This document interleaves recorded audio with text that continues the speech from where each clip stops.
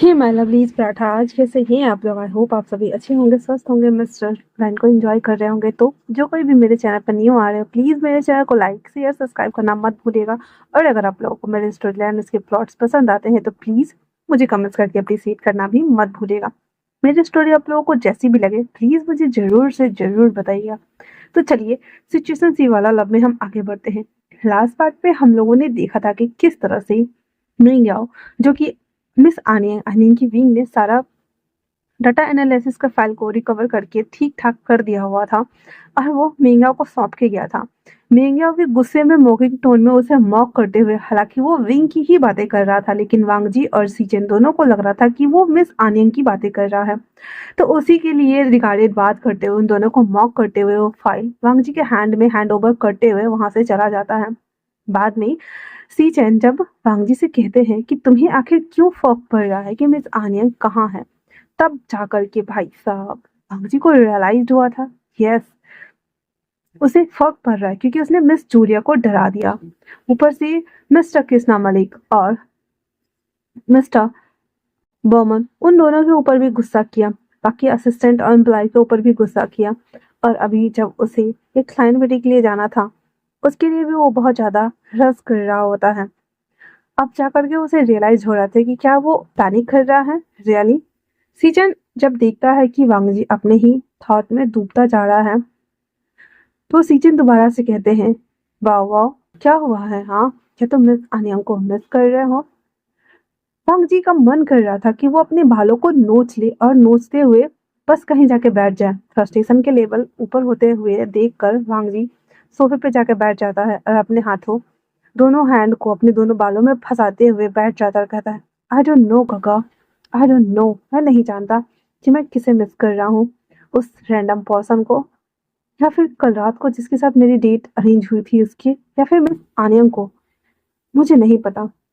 अभी तक सृजन को कोई भी बात पल्ले नहीं पड़ी थी, इसलिए वो वहां आता है और बैठता है और कहता है, आखिर बात क्या है वांगजी, मुझे सभी चीजें जाननी है, सच सच, और वो भी पूरे डिटेल के साथ में। तो वांगजी कहता है, गगा, मैं एक लड़के से मिला था समुद्र किनारे, जैसा कि मैंने आपको बताया था। कहता, हाँ, तो कल मैं उसी के साथ डेट पर गया था। मुझे उसकी बॉडी के गेस्चर, बात करने का तरीका, बैठने का सलीका, उसकी बॉडी से आती हुई परफ्यूम की खुशबू, वो स्ट्रेंजर बॉय और मिस आनियन, तीनों के बॉडी स्मेल, बात करने का तरीका और बैठने का गेस्चर, उसके हाव भाव, उसका फेस रिएक्शन, फेशियल एक्सप्रेशन, हर चीज सिमिलर है। क्या तीन पर्सनालिटी के एक लुक हो सकते हैं? क्योंकि मुझे वो तीनों ही अट्रैक्ट कर रहे हैं गगा। कल रात को मैं जब उसके साथ था तो मुझे बार बार मिस आनंद की याद आ रही थी और उसे देखते हुए ऐसा लग रहा था जैसे कि मिस आनंद मुझे कोई फाइल से रिगार्डेड बातें बता रही हो। उसके साथ मुझे डेट पे बोरियत फील नहीं हुई गगा, मुझे बहुत ज्यादा मजा आ रहा था। देखते ही देखते 1.5 घंटे कैसे बीत गए थे मुझे पता ही नहीं चला। फिर जब हमने खाना फिनिश किया और सभी चीजें करके जब मैं उसे घर छोड़ने गया, तो मुझे उसे किस करने का मन कर रहा था गगा। आई डोंट नो व्हाई, बट ऐसा कर रहा था। और फिर जब मैं उस स्ट्रेंजर गाय से क्लब में मिला था, जो कि बस only for one night stand के लिए ही आया हुआ था, तब भी मुझे ऐसा ही फील हुआ था। मुझे नहीं पता गगा, मैं क्या करूं। क्या मैं उस स्ट्रेंजर गाय को मिस कर रहा हूँ, या मैंने कल जिसके साथ डेट किया उसे मिस कर रहा हूँ, या फिर मैं आज मिस आनिया को, जब मैंने उसे रोते हुए देखा तो मुझे अजीब सी बेचैनी हो रही थी। मेरा मन कर रहा था कि मैं उसे गले लगा लूं गगा, उसे सोप करूं, उसे शांत कराऊं, उसे काम करूं। बट जब तक मैं आता आता सभी चीजें सॉर्ट आउट करके, तब तक वो जा चुकी थी। मैं मैं क्या करूं, इतना बोलकर रंग जी अपने नीचे घुटनों पर बैठा हुआ था और सीजन के थाई को होल्ड करके उसे बच्चों की तरफ बैक करते हुए कह रहा था, गगा, क्या मैं उसके घर जाऊं उसे मनाने के लिए, या फिर मैं उसे कॉल, हाँ कॉल, पर वो कॉल नहीं उठा रही है गगा। मैं क्या करूं, मुझे नहीं पता, अब बताओ प्लीज, मैं थक गया हूँ, मैं सोचते सोचते थक गया हूँ, मैं बहुत ज्यादा थक गया हूँ गगा, प्लीज। इतना बोल करके राम जी वहीं नीचे फर्श पे बैठ जाता है और सीजन के पैर पे अपना सिर रख देता है और कहता है, मैं बहुत ज्यादा थक गया हूँ गगा।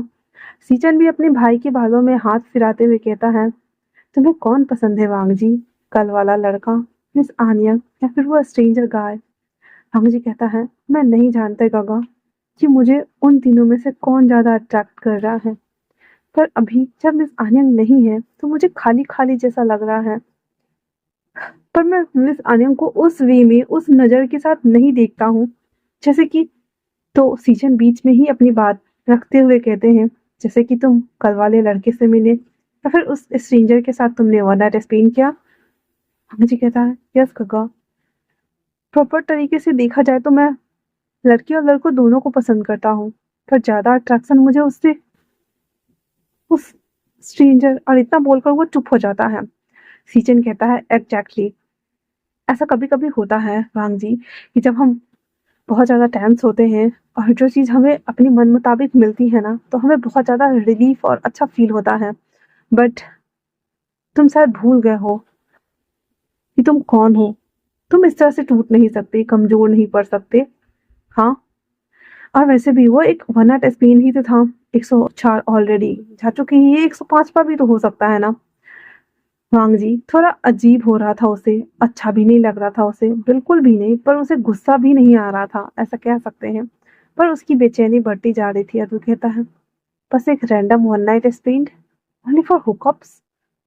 पता नहीं क्यों, पर मुझे अलग सा एहसास होता है जब भी मैं उसे अपनी बाहों में लेता हूँ। और वो अपने माइंड में ये सारी बातें सोच रहा था। ये देखते ही देखते वो कहता है, गगा, क्या मुझे उससे दोबारा मिलना चाहिए? सचिन कहते हैं, देखो वांग जी, पहले तो सभी चीजों को क्लियर आउट करो कि आफ्टर ऑल ये चल क्या रहा है। उसके बाद एक नतीजे पे, इस निष्कर्ष पे पहुंचना, ठीक है ना? वांग जी कहता है, अभी मैं चलता हूँ गगा, मुझे क्लाइंट से मिलने जाना है। हालांकि सीचन ने सारी बात वांग जी को बताई नहीं थी और वांग जी भी अभी भी दुविधा में फंसा हुआ था। उसे अभी फिलहाल से जाना था, इसलिए वांग जी वहां से चला जाता है क्लाइंट से मीटिंग करने के लिए। जाते वक्त पूरी रास्ते ओनली फॉर वो अभी मिस आनियांग, विंग और उस स्ट्रेंजर पर्सन जो कि हमारा विंग ही था, उसके बारे में ही सोचते हुए वो जा रहा होता है। मीटिंग खत्म होने के बाद भी शाम के 3 बज रहे थे और मिस आनियंग का अभी तक कोई अता पता नहीं था। हांगजी की बेचैनी का लेवल बढ़ता ही जा रहा था। उसे उसको उस ऑफिस में मन नहीं लग रहा था। इसीलिए वो कृष्णा मलिक से कहता है, मिस्टर कृष्णा मलिक, आप सारा अरेंजमेंट देख लीजिएगा और मिस्टर अडॉप्ट को कहिएगा कि फॉरेन डिपार्टमेंट में जा करके वहाँ से जितने भी एनालिटिक्स फाइल्स हैं वो सभी चीज़ें ले आकर के मुझे दे, क्योंकि उसे मिस्टर बॉमन को कहिएगा मिस्टर क्रेस को दे दे और मिस्टर क्रिस वो सभी फाइल मुझे क्लब में ला करके दे देगा। इतना बोल करके वांग जी मिस्टर क्रिस को कॉल करता है कि मैं क्लब आ रहा हूँ। हालांकि मिस्टर क्रिस क्लब को ही हैंडल करता था और यहाँ पे उसके ऑलरेडी इतने सारे असिस्टेंट थे। बाहर आते हुए वो जूलिया से कहता है, जूलिया, और मेरे कैबिन में एक फाइल पड़ा हुआ है, उस फाइल को दोबारा से सही और करेक्ट रिपोर्ट बनाकर मेरे कैबिन में वापस रख देना। इतना बोल करके वो जा रहा होता है। मिस जूलिया भी हाँ में गो डाउन करके ग्रीट कर देती हैं। वांग जी क्लब आते वक्त भी अभी भी ओनली फॉर विंग, आन यंग और उस स्ट्रेंजर पर्सन के बारे में ही सोच रहा होता है। वहीं दूसरी तरफ मिस्टर जांग फिमिया, जांग यू और जांग चेंग, विंग अभी भी रोने धोने में ही लगा हुआ था, बिजी था। तो जांग फिमिया कहते हैं, वैसे तुम्हें ये नहीं करना चाहिए विंग, जब एक दिन सबको पता चलेगा तब क्या होगा? तो विंग रोते हुए कहता है, अंकल, इसमें मेरी गलती नहीं है, इसने भी उन लोगों का साथ दिया था और मेरे साथ ये सब कुछ हो रहा है। मैं क्या कर सकता हूँ? मुझे देखिए, मुझे कितना ज्यादा पेन और सफरिंग से गुजरना पड़ रहा है। मैं बस यहाँ पे इससे बातें करने आया, तो यहाँ पे भी इसकी, और वो बोलने वाला होता है कि इसके क्लाइंट ने, आई मीन के ऑफिस वाले लोगों ने गुदर गुदर करना शुरू कर दिया है।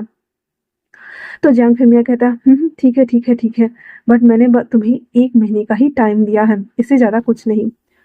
फिर वो कहता, ठीक है अंकल, जंग जंग मेरे साथ बाहर चल सकते हो क्या? मैं बहुत दुखी हूँ, अत्यंत दुखित आत्मा। जंग चंग चलो ना।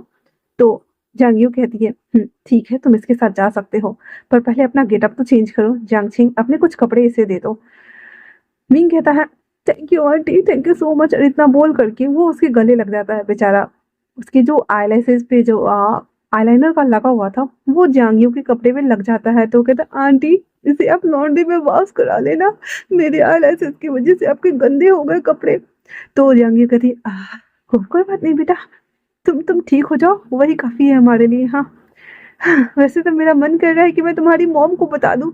विंग कहता है, आंटी आप इतने बुरे कैसे हो सकती हैं? हम मेरी मॉम को बताएँगे, वो मुझे झाड़ू लेके मारेंगी। मुझे मार खाते हुए आप देखना चाहती हैं क्या? ऊपर से मैंने ये रायता फैला के रखा है, उसका अलग ही पता नहीं क्या ही होगा। आप सब तो मुझे खुद देखना ही नहीं चाहते। तो जैंग यूँ कहता है, लाला लाला, ठीक है, हम नहीं बता रहे हैं, बस 1 महीना याद रखना, ठीक है ना? जांगचे, इसका मेकओवर ठीक करो, उसके बाद जा सकते हो तुम दोनों। तो जियांगचेंग कहता है, ओके बाबा। और इतना बोलकर जियांग यू और जियांग फिमिया वहां से चले जाते हैं। जियांगचेंग उसके बाद मिंग को कहता है, ये ले टीसू, और जाकर के अपना पांडा वाला शकल साफ कर किया। हाँ, ऐसे लग रहा है जैसे किसी ने इसका चीरहरण कर डाला हो, या फिर कबूतरों ने इसके बाल बिगाड़ दिए हो।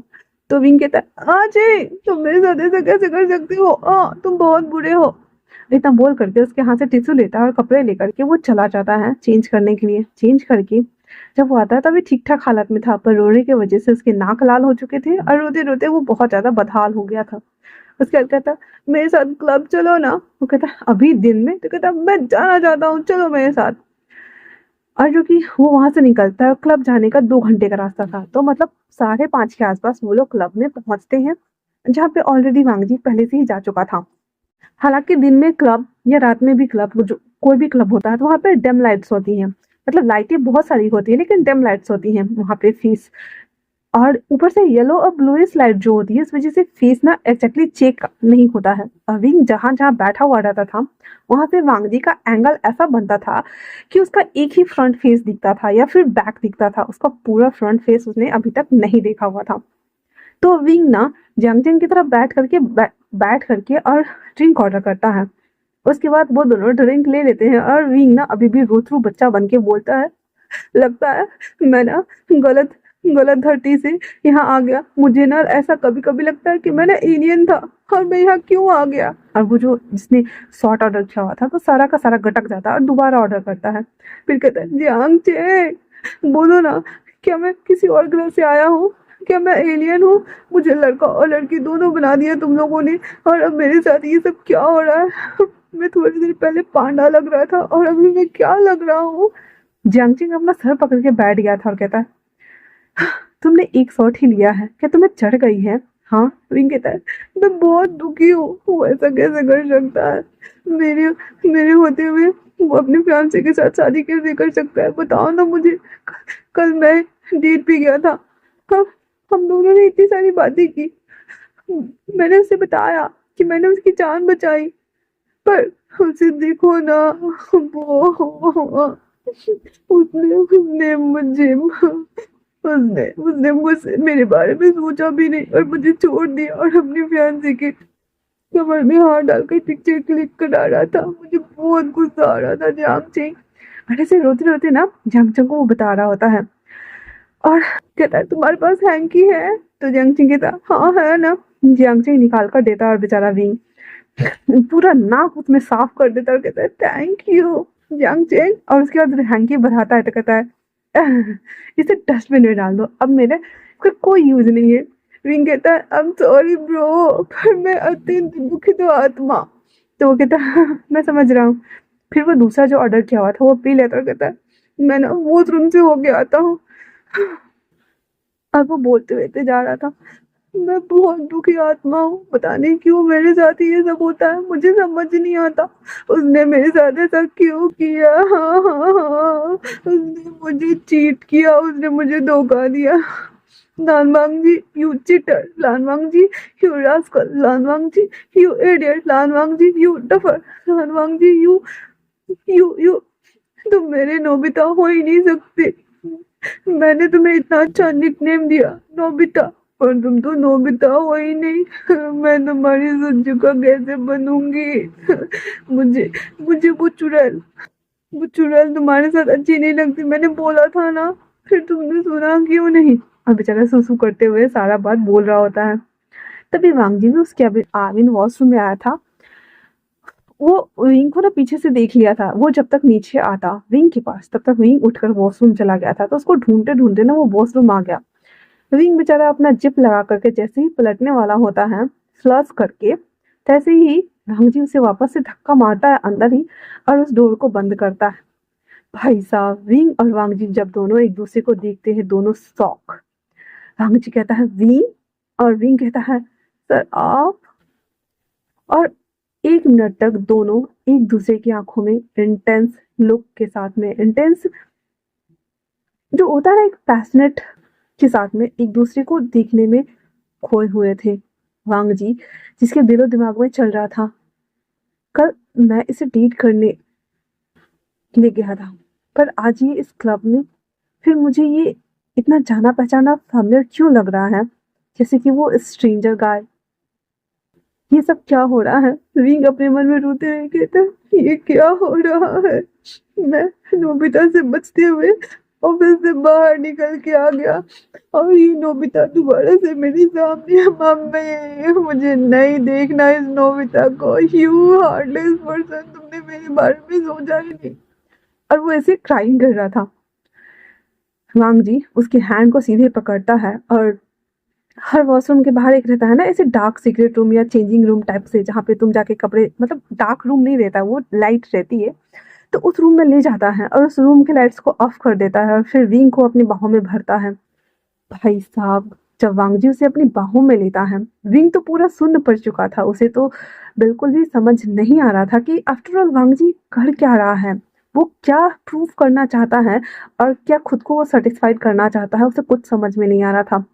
वांग जी, जब उसे यकीन नहीं हो रहा था एक बार में, तो दोबारा उसे वॉल पे पुश करता है, उसके हाथों को दोनों को ऊपर पिन करता है और उसकी कमर को पकड़कर अपने करीब करता है, उसकी बॉडी को स्निफ करता है और उसके नेक के आसपास अपनी गर्म सांसों को वो छोड़ रहा होता है, जिस वजह से विंग लाइक ऐसे के साउंड्स निकाल रहा होता है। वांग जी को एक के बाद एक शौक लग रहा था, क्योंकि हर एंगल से विंग उसी तरह से स्ट्रेंजर पर्सन के तौर पर रिएक्ट कर रहा था।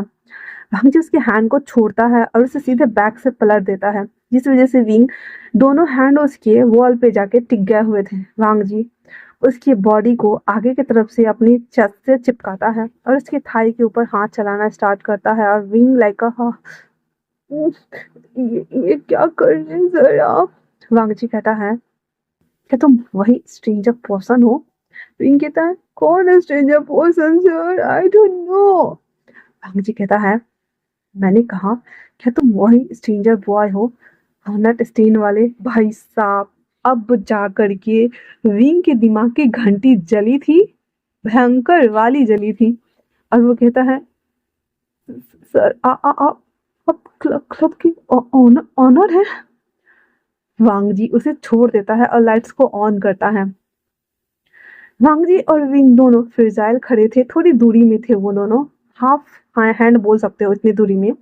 और वांग जी उसे घूरते हुए कहता है ओ, तो तुम ही हो वो स्ट्रेंजर गाय और नट स्टेन वाले, हाँ। विंग हाँ करके वांग जी को देख रहा होता है। तो आज के लिए इतना ही। कैसा लगा आप लोगों को ये पार्ट, मुझे कमेंट्स करके जरूर बताना। तब तक के लिए थैंक्स फॉर वॉचिंग। और मैं फास्टिंग में हूँ आज, फिर भी मैं रिकॉर्ड कर रही हूँ आप लोगों के लिए। आई होप आप लोगों को ये पार्ट पसंद आया हो। तब तक के लिए थैंक्स फॉर वॉचिंग।